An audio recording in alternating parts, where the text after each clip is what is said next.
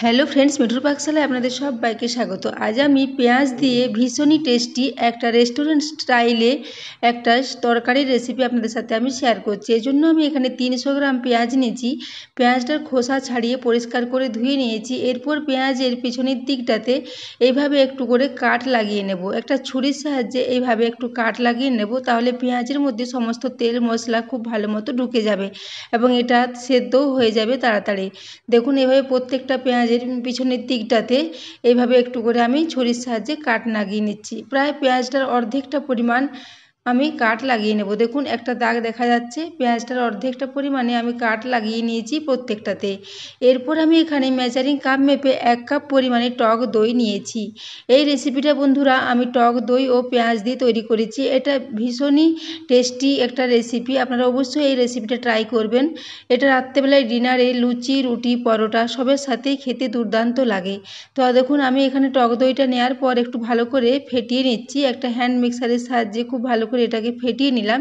এরপর সমস্ত পেঁয়াজগুলোকে এই টক দইয়ের মধ্যে দিয়ে দিলাম। পেঁয়াজগুলোকে এরপরে এই দইয়ের মধ্যে দিয়ে খুব ভালো করে একটু মিশিয়ে নেব। এইভাবে পেঁয়াজটাকে আমি আবারও কিছু মশলা দেবো এর সাথে, তারপর এটাকে ম্যারিনেট করে কিছুক্ষণের জন্য রেখে দেবো। দেখুন, পেঁয়াজটা এখন দইয়ের মধ্যে খুব ভালো করে মেশানো হয়ে গেছে।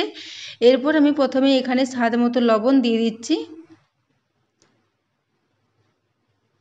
লবণটা আমি একটু বেশি করে দিয়েছি, পরে সবজিতে আমি আর লবণের ব্যবহার করব না।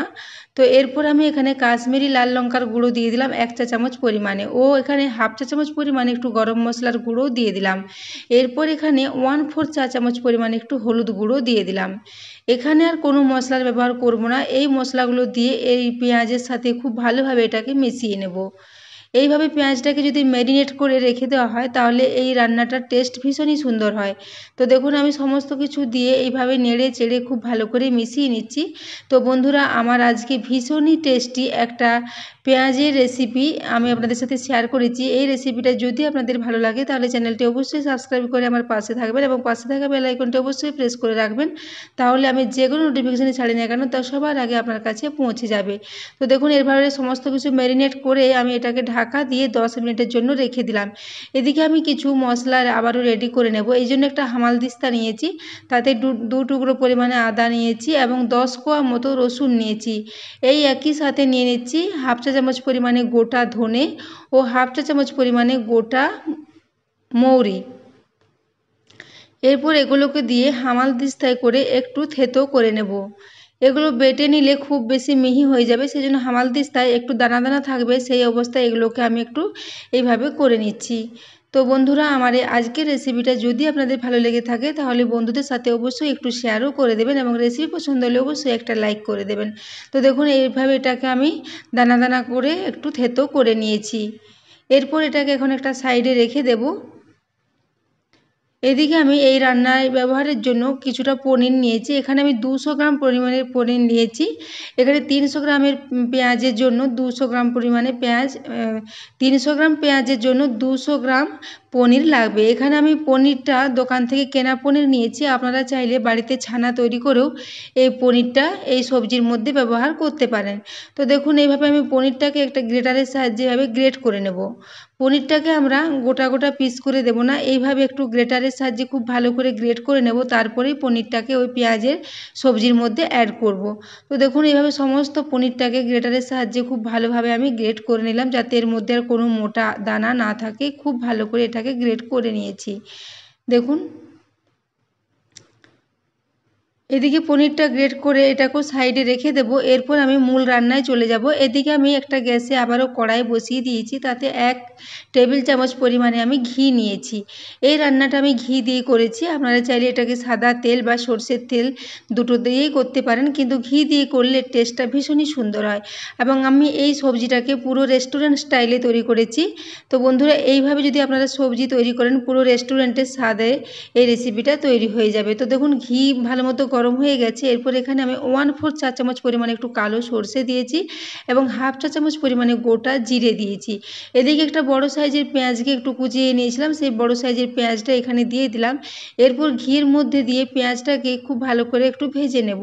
যতক্ষণ না পেঁয়াজটা একটু হালকা নরম হয়ে আসে ততক্ষণ পেঁয়াজটাকে ভাজবো। পেঁয়াজটা এখন খুব ভালো মতো ভাজা হয়ে গেছে। এরপর এদিকে আমি যে মশলাটা থেতো করে রেখেছিলাম সেই মশলাটা এখানে দিয়ে দিলাম। এই মশলাটা দেওয়ার পরও এটাকে খুব ভালো করে একটু ঘিয়ের মধ্যে নেড়েচেড়ে ভেজে নেব। যতক্ষণ না এর থেকে খুব সুন্দর মতো একটা গন্ধ বেরিয়ে আসছে ততক্ষণ এটাকে এভাবে নেড়েচেড়ে ভেজে নিতে হবে। তো দেখুন এটাকে খুব ভালো করে ভেজে নিয়েছি। এরপর আমি আগে থেকে যে ম্যারিনেট করে রেখেছিলাম দই ও পেঁয়াজ সেইটাকে এখন দিয়ে দিচ্ছি। সমস্ত দই সমেত এই পেঁয়াজটাকে আমি এই তেলের মধ্যে ঘিয়ের মধ্যে দিয়ে দিলাম। এরপর ওই পাত্রটা ধুয়ে 2 চামচ মতো জল এখানে দিয়েছি। জলটা দেওয়ার পর এভাবে এটাকে আগে নেড়েচেড়ে খুব ভালো করে মিশিয়ে নেব।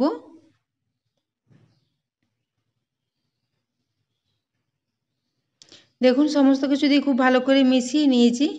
এরপর আমি ওই বাটিটা ধুয়ে আবারও কিছুটা পরিমাণে জল দেব। এখানে মোট আমি 1/2 কাপ পরিমাণে জলের ব্যবহার করলাম। এরপর সমস্ত কিছু দিয়ে আবারও খুব ভালো করে এটাকে নেড়েচেড়ে কিছুক্ষণ মিশিয়ে নেব। তারপর এটাকে আমি ঢাকা দিয়ে 4 মিনিটের জন্য রেখে দেব যাতে পেঁয়াজটা খুব ভালো মতো সেদ্ধ হয়ে যায়। এখানে দই ফেটে যাওয়ার কোনো ভয় নেই। দইটা খুব সুন্দর করে যেহেতু মশলা দিয়ে ম্যারিনেট করা আছে সেই জন্য এটাকে আমি হাই ফ্লেমে ছেড়ে দিয়েছিলাম, এই জন্য এটা ফেটে যায়নি। তো দেখুন এরপর আমি 4-5টা কারি পাতা একটু কুচিয়ে নিয়েছিলাম, সেই কারি পাতাটা এখানে দিয়ে দিলাম। কারি পাতাটা দেওয়ার পর এখানে আমি যে পনিরটাকে গ্রেট করে রেখেছিলাম সেই গ্রেট করা পনিরটা এরপর এখানে দিয়ে দেব।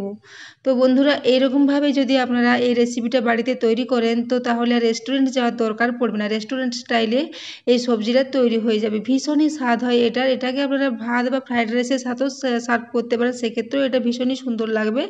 তো দেখুন এখানে আমি সমস্ত পনিরটাকে দিয়ে দিয়েছি। এরপর এখানে আবারও আমি 1/2 কাপ পরিমাণে একটু গরম জল দিয়ে দেব। প্রথমে আমি কিছুটা গরম জল দিলাম এবং যে পাত্রে পনিরটা ছিল সেই পনিরের পাত্রটাকে ধুয়েও একটু জল দিয়ে দিলাম। তবে এখানে আমি সবে মিলিয়ে মোট মেজারিং কাপের 1 কাপ পরিমাণে জলের ব্যবহার করেছি এবং দইয়ের সাথেও জল থাকে, দইটাও নিয়েছিলাম 1 কাপ পরিমাণে। সেজন্য এখানে জলটা খুব সুন্দর মতো হয়ে গেছে, আর বেশি জলের ব্যবহার এখানে করব না। এবং পেঁয়াজটাও দেখুন খুব ভালো মতো এখানে অনেকটাই সেদ্ধ হয়ে এসেছে, অনেকটাই সেদ্ধ হয়ে বড় বড় হয়ে গেছে। এরপর আমি পনিরটাকে দিয়ে খুব ভালো করে এই গ্রেভির সাথে একটু মিশিয়ে নেব এবং পেঁয়াজটাতে যেহেতু আমি একটু করে কাট লাগিয়ে রেখেছিলাম সেজন্য পেঁয়াজটা এই মশলার সাথে খুব ভালো মতো মিশেও যাবে। তো দেখুন এখানে আমি পনিরটা দেওয়ার পর আবারও হাই ফ্লেমে এটাকে কিছুক্ষণ ফুটিয়ে নিলাম। গ্রেভিটা এখন অনেকটাই রেডি হয়ে এসেছে। এরপর আমি এখানে কসুরি মেথি নিয়েছি 1 টেবিল চামচ পরিমাণে। কসুরি মেথিটাকে একটু হাতের সাহায্যে ঘষে এইভাবে এর উপরে দিয়ে দেব। কসুরি মেথিটা বন্ধুরা আপনারা অবশ্যই ব্যবহার করবেন। কসুরি মেথি দিলে এর স্বাদটা বহুগুণ সুন্দর হয় এবং ভীষণই টেস্ট হয়। কসুরি মেথির একটা আলাদা ফ্লেভার থাকে, সেই জন্য এইসব রান্নায় কসুরি মেথি দিলে খুব সুন্দর একটা ফ্লেভার আসে। তো দেখুন কসুরি মেথিটাকে দেওয়ার পর খুব ভালো করে এটাকে মিশিয়ে নিয়েছি। এরপর এখানে আমি 1 চা চামচ পরিমাণে চিনি দিয়ে দিচ্ছি। যেহেতু আমি টক দই অনেকটাই দিয়েছি, 1 কাপ পরিমাণে টক দই দিয়েছি, সেই জন্য আমি 1 চা চামচ পরিমাণে এখানে চিনি দিয়ে দিলাম যাতে টকটা একটু ব্যালেন্স হয়। তো দেখুন এখানে চিনিটা দেওয়ার পরও খুব ভালো করে এটাকে মিশিয়ে নিলাম। তারপর সমস্ত মশলা যাতে পেঁয়াজের মধ্যে খুব ভালো মতো ঢুকে যায় সেই জন্য ঢাকা দিয়ে এটাকে আবার 2 মিনিটের জন্য রেখে দিয়েছিলাম। 2 মিনিট পর ঢাকা খুলে নিলাম। এরপর 4 থেকে 5টা কাঁচা লঙ্কা চিড়ে এর মধ্যে দিয়ে দিলাম। তো দেখুন কাঁচা লঙ্কাটা দেওয়ার পরেও এটাকে খুব ভালো করে নেড়েচেড়ে মিশিয়ে আবারও একটু ফুটিয়ে নিলাম। তারপর এটাকে গ্যাস অফ করে আমি স্ট্যান্ডিং টাইমে 5 মিনিটের জন্য রেখে দেবো। 5 মিনিট পর এটাকে আমি গ্যাস থেকে নামিয়ে নিয়েছি। তারপর এটাকে আমি সার্ভ করে দেবো। তো দেখুন বন্ধুরা এটা দেখতে অসাধারণ হয়েছে এবং খেতে তো দুর্দান্ত হয়েছিল। তো বন্ধুরা এটাকে আমি রাত্রে ডিনারে প্লেন রুটির সাথে সার্ভ করেছি। আপনারা চাইলে এটাকে নান, পরোটা, লুচি, রুটি সবের সাথে সার্ভ করতে পারেন, খেতে দুর্দান্ত লাগে। তো দেখুন এরপর আমি 2টা রুটি নিয়ে নিয়েছি, এর সাথে আমি এই সবজিটাকে সার্ভ করে দিলাম। ঠান্ডা হওয়ার পরে গ্রেভিটা অনেকটাই ঘন হয়ে আসবে এবং এই ঘন থাকলেই এই গ্রেভিটা খেতে ভালো লাগবে। তো সেই জন্য আমি এটাকে এইভাবে রুটির সাথে সার্ভ করে দিয়েছি। তো বন্ধুরা আমার আজকের রেসিপিটা যদি আপনাদের ভালো লাগে তাহলে অবশ্যই একটা লাইক করতে ভুলবেন না এবং রেসিপিটা কেমন লেগেছে কমেন্ট বক্সে অবশ্যই কমেন্ট করে জানাবেন। তো দেখুন এরপর আমি এটাকে এইভাবে সার্ভ করে দিয়েছি। তো বন্ধুরা এতক্ষণ পর্যন্ত এই রেসিপিটি দেখার জন্য আপনাদের অশেষ ধন্যবাদ। দেখা হচ্ছে আবারও অন্য কোনো রেসিপিতে। ততক্ষণের জন্য সবাই সুস্থ থাকবেন, ভালো থাকবেন। আবারও চলে আসবো নিত্য নতুন কোনো ভিডিও নিয়ে।